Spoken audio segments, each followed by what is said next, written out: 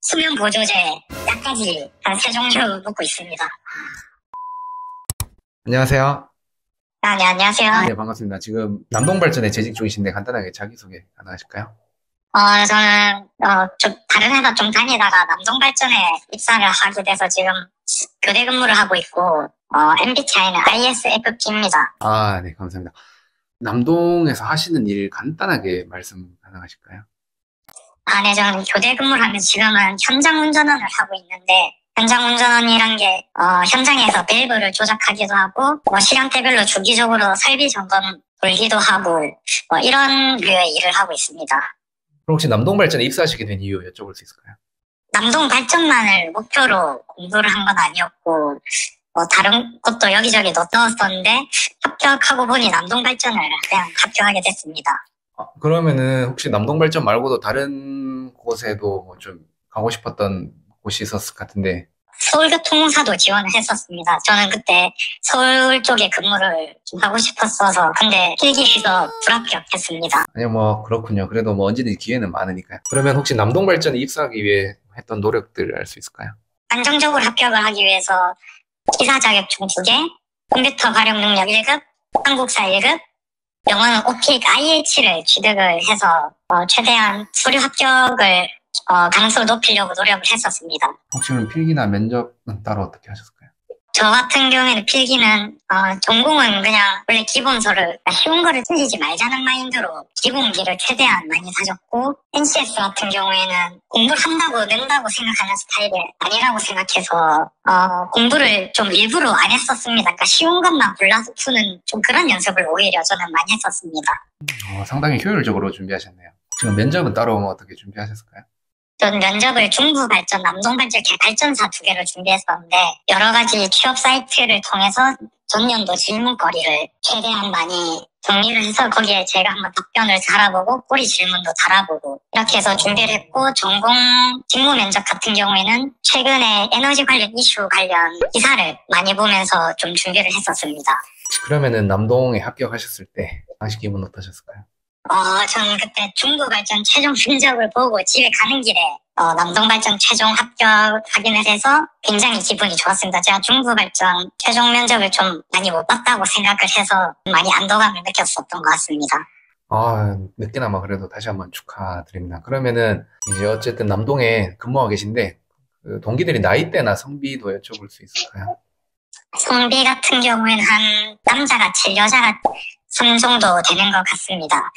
나이대는 남자인 경우 28, 7부터 31까지가 대부분입니다. 네네네. 여자인 경우에는 20대 중후반이 대부분입니다. 그러면 남동 발전의 장점 또한 여쭤볼 수 있을까요?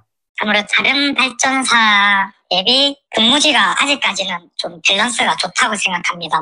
경상도 사람들한테는 송천포, 고성이라는 선택지가 있고, 전라도 사람한테는 여수라는 선택지가 있고, 강원도는 또 강릉, 수도권은 분당, 영흥사업소가 있기 때문에 좀 밸런스가 좀 잘 맞다는 부분이 좀 장점이라 생각하고, 남동발전 같은 경우에는 다른 발전사와 달리 순환근무가 없습니다. 그게 제일 큰 장점 같습니다.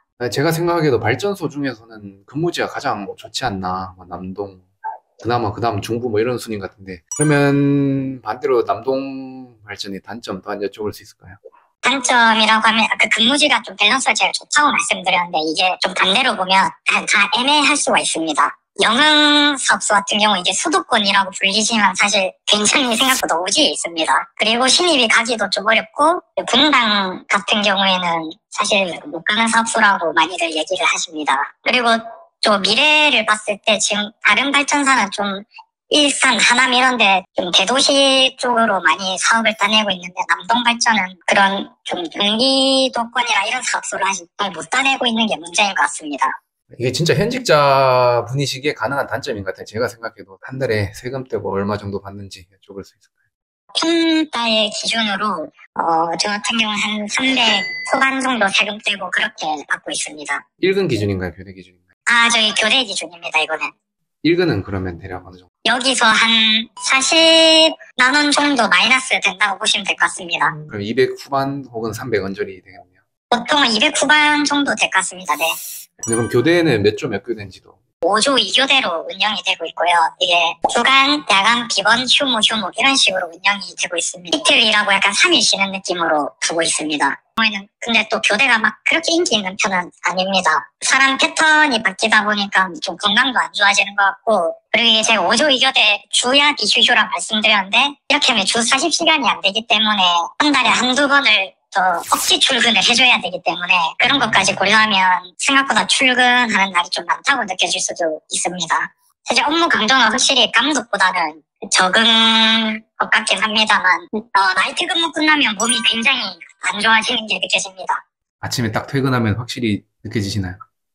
네. 그래서 저는 수면 보조제 약까지 한 3종류 먹고 있습니다.